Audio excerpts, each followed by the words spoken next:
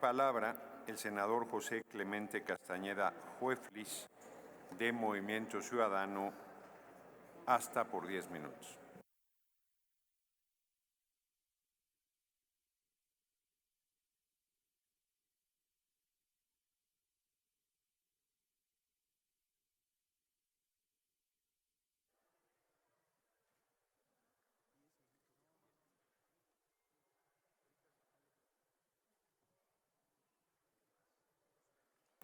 Con el permiso de la mesa directiva, compañeras y compañeros senadores, empiezo con un comentario sobre el procedimiento y la dinámica de esta discusión, trayendo a colación lo que sucedió y que seguramente será parte de este debate con la reforma energética de Peña Nieto en el 2014.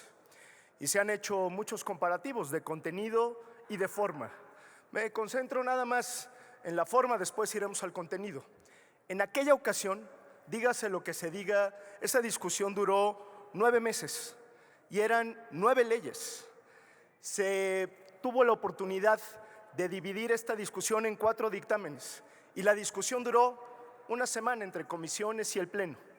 En Movimiento Ciudadano hicimos desde un principio la petición no solo de que hiciéramos un parlamento abierto, sino que además tuviéramos la oportunidad de dividir todo este paquete legislativo en varios dictámenes, porque hay varios de ellos, varias leyes que tienen un noble propósito y que nosotros hubiéramos acompañado, entre otras la de planeación y transición energética, la de geotermia y la de biocombustibles. Lamentablemente no fue así y no dejamos nosotros de hacer el señalamiento porque nos hubiera gustado darle mejores noticias al pueblo de México. En unas horas más vamos a discutir aquí sobre la política de la necedad y la cerrazón del vecino del norte. Pero como dice la canción, pues aquí también hace aire de repente. Lo lamento mucho. Debo decir que en Movimiento Ciudadano nos hemos mantenido congruentes en todas las discusiones sobre el sector energético y esta no va a ser la excepción. En el 2013 votamos en contra, 2013-2014, de la reforma energética del PRI, porque no íbamos a consentir que las empresas transnacionales se llenaran el bolsillo a costa de los recursos naturales, energéticos y económicos de las y los mexicanos. En el 2021 rechazamos la reforma eléctrica tóxica porque privilegiaba la generación de energía eléctrica de la CFE en perjuicio del medio ambiente y la economía de las familias mexicanas. Y también nos opusimos a la reforma de hidrocarburos porque proponía ampliar los márgenes de discrecionalidad en Pemex, alentando la corrupción y la opacidad. En octubre del año pasado votamos igualmente contra la reforma constitucional en materia energética que buscaba consumir primero la energía de la CFE, la más sucia y costosa de todas, en perjuicio nuevamente de las y los consumidores. Y hoy nos enfrentamos a un nuevo paquete de reformas que poco hace por corregir, mejorar y transformar el sistema energético, repito, en su conjunto. Desde Movimiento Ciudadano estamos convencidos que México, por supuesto, merece una nueva reforma energética, pero una reforma que aliente la competitividad sin descuidar, por supuesto, la regulación del Estado, una reforma con controles estrictos a la corrupción de la que está repleta, por cierto, la historia del sector energético, una reforma que vea hacia el futuro, que piense en las generaciones actuales como en las venideras y se comprometa con la generación de energías limpias y la transición energética. Y por lo tanto, vamos nosotros a analizar o hemos analizado este paquete con esa óptica. Nosotros estamos porque esta reforma debería de garantizar, primero, que haya electricidad y combustibles baratos para las y los mexicanos. Segundo, esta reforma debería garantizar el acceso eléctrico a todos los rincones del país. Tercero, esta reforma debería acabar con la corrupción del sector energético. Y cuarto, esta reforma debería de privilegiar energías limpias para mitigar el cambio climático y garantizar la transición energética. Desdoblo brevemente cada una de estas preocupaciones. Esta reforma debería servir para reducir el costo de la luz eléctrica y los combustibles para las y los mexicanos.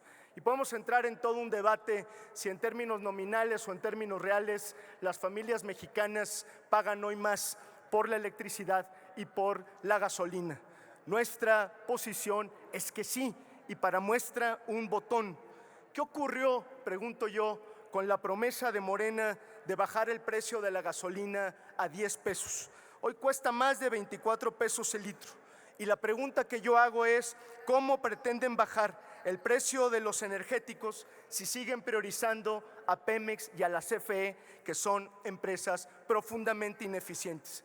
Priorizar a la CFE en vez de poner primero el bolsillo y la salud de las personas implica que podríamos terminar comprando energía más cara y más contaminante con tal de llegar al 54%. Segundo, esta reforma debería de servir para garantizar el acceso a la electricidad en todos los rincones del país.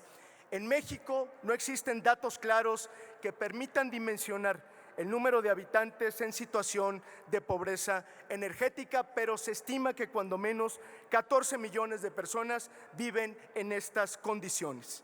Y reiteramos, ¿cómo van a garantizar el acceso y la suficiencia energética si la CFE no tiene capacidad de otorgar el servicio?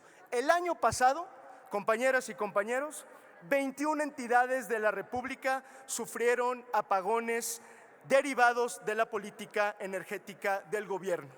La inversión promedio del sexenio cayó 21% respecto a su antecesor. Y por primera vez, México registró una reserva eléctrica menor al 6% en 2024. Tercero, esta reforma debería ayudar a combatir la corrupción y la opacidad que durante muchos años ha secuestrado a este sector. Este sector está plagado de corrupción. Está Odebrecht, está Nitrogenados, empresas que compraron a cientos de funcionarios mexicanos, incluidos senadores, diputados, para tratar de aprobar primero las reformas y segundo, para servirse de los contratos. Pero debo decirles, compañeras y compañeros de Morena, que ni el régimen actual se salva de esas acusaciones. Para muestra un botón, ahí están los sobrecostos en los proyectos de infraestructura de las refinerías y cientos de acusaciones que pesan sobre quienes han pasado tanto por la CENER como la CFE. La reforma actual, siento decirlo, no le cambia ni una coma. No hay ni un párrafo que nos permita a nosotros pensar que está garantizado el combate a la corrupción o el fortalecimiento de la transparencia. Y por último, esta es una reforma que debería servir para mitigar el cambio climático a través de la generación de energías renovables y la reducción de energías fósiles y contaminantes. En México, la política energética no ha estado encaminada a transicionar hacia energías limpias. En el 2023, el 77% de nuestra matriz energética se componía de combustibles fósiles, mientras que las fuentes de energía limpia generaron el 23% de la electricidad total, por debajo del promedio mundial, que es del 39%. La energía solar, que es la mayor fuente de electricidad limpia en México, apenas representa el 6% de la participación. Los cambios en materia de transición energética y energías limpias parecen mucho más actos de buena voluntad que un compromiso vinculante.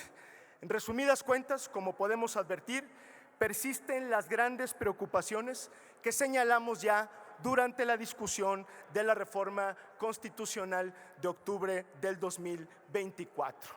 En síntesis, y con esto concluyo, primero, la reforma no da claridad de cómo se logrará la prevalencia de la CFE y de Pemex. Segundo, la reforma no combate la corrupción, al contrario, otorga mayor flexibilidad en las asignaciones de contratos. Tercero, el diseño institucional de las empresas del Estado no aminora el riesgo ni da garantías para obtener energía más barata, limpia y accesible o para frenar la corrupción. Por eso, en Movimiento Ciudadano, compañeras y compañeros, no podemos acompañar este paquete de reformas.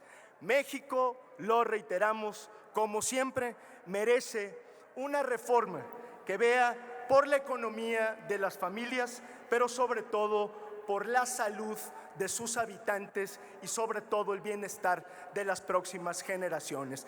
No hay justicia energética si no hay justicia intergeneracional. Muchas gracias.